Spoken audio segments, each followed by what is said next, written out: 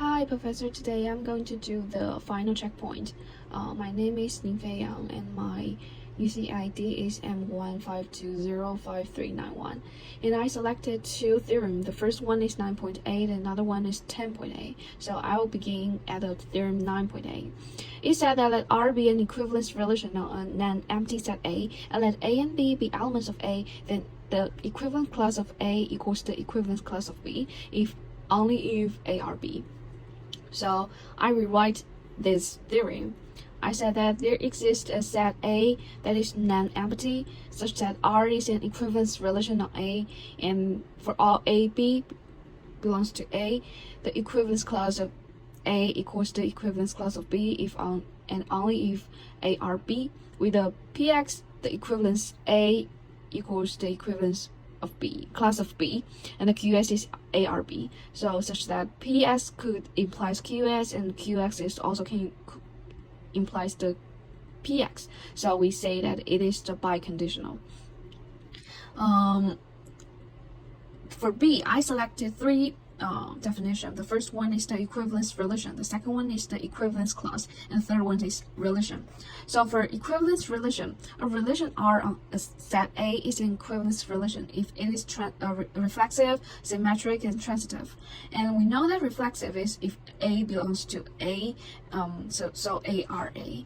And the second one is for all AB is the elements of A are B, then B are A. And the third one, the transitive, is that for all A, B, C is the elements of A, we know that if A are B, B are C, then A are C. And the second one is the equivalence clause. Equivalence clause let R be an equivalence relation of A, and that A belongs to A. The equivalence clause of A, denoted the symbol like that, is the set of all elements of A related to via R. So it's like this kind. So we know that A and B is an equivalence clause. And third one is relation. Let A and B be sets. A relation R from A to B is a subset of A Cartesian B. If AB belongs to R, we can write A R B and say A is related to B. If A equals B, we can say that A R is a relation of A. And for C, part C, we can see this is the process of provement, and I said it is the direct proof. We know that direct proof is that begins with assume Px is true and we prove that Qx is true. So we can see that this theorem is biconditional. So we need to prove that the two sides. For one, it begins that assume Px. Oh, sorry. We assume that Px is true, and it ends that we prove that ARB is true, and the second one is also the same, so it is the direct proof. And for the second one, the theorem 10.8, let A and B be finite non-empty sets such that A equals B, let F be a function from A to B, then F is 1 to 1 if and only if F is onto. For A, I rewrite it like this kind. For all A and B is non-empty, which A and B are finite, such that A equals B. For all the function A to B, F is 1 to 1 if and only if F is onto. With PA, F is 1 to 1, QA, F is onto, such that PA could imply QA and QA also could imply PA, so it is also the biconditional. And I also selected four definitions. The first one is the cardinality. It means A and B have the same cardinality. The number of elements in a set S is called its cardinality or size, and is denoted by this. So we know that A and B have the same number of elements. And the second one is the function. Let A and B be non-empty sets. F is a function from A to B, denoted F A to B.